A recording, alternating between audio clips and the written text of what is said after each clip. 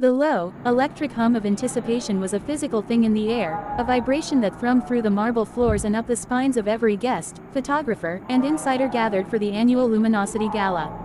It was the event of the season, a convergence of art, fashion, and celebrity under one dazzling, star-chandeliered roof. And everyone was waiting for her. Backstage, in a cocoon of controlled chaos, Kendall Jenner stood perfectly still. The world outside was a roar, but in here, there was only the soft whisper of taffeta and the focused breath of her stylist pinning a final, wayward strand of her honey brown hair.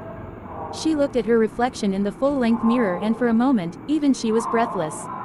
The dress was not merely a garment, it was an event. A masterpiece of sculptural ivory silk, it fell in a clean, architectural column that hugged her statuesque frame before cascading into a soft, liquid pool at her feet. The neckline was a deep, daring V, but its severity was tempered by the delicate, almost ethereal transparency of the long, bishop sleeves, which gathered tightly at her wrists like the petals of a calla lily. It was a study in contrasts, stark and soft, powerful and fragile, modern and timeless. It was, in a word, her.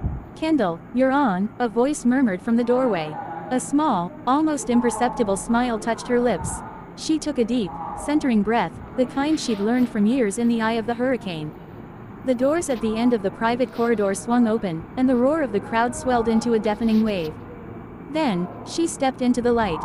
1,000 flashes detonated at once, a supernova of light that would have blinded anyone else. But Kendall simply tilted her chin, her gaze fixed on some distant point at the end of the crimson carpet. The noise was immense, shouts of, "Kendall! Over here, look this way, Kendall," but to her, it faded into a distant buzz. She was in the zone. She moved with an otherworldly grace, each step measured and sure.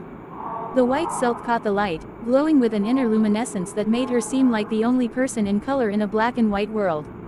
Photographers fell into a frantic, reverent silence, broken only by the relentless clicking of shutters, capturing every angle, every slight shift of the fabric, every composed, serene expression on her face. She paused, turned, a hand on her hip. The dress shifted with her, the fabric whispering secrets only she could hear. In that moment, she wasn't just a model in a designer dress, she was a modern-day goddess, a marble statue come to life. The dress wasn't wearing her, she was its soul. A reporter managed to break through the barrier, microphone thrust forward.